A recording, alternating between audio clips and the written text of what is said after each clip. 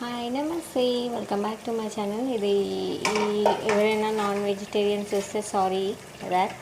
So ఇది నేను చేస్తున్న మటన్ బిర్యానీ. మన విస్మయిస్ ఫుడ్ గురుని చూసి చేస్తున్నా. ఆయన వీడియోలు ఫాలో అయ్యే నేను నాన్ వెజ్ వండుతా. బేసికల్లీ నేను నాన్ వెజ్ ఘోరంగా వండుతా, నాకు అంత బాగా రాదు.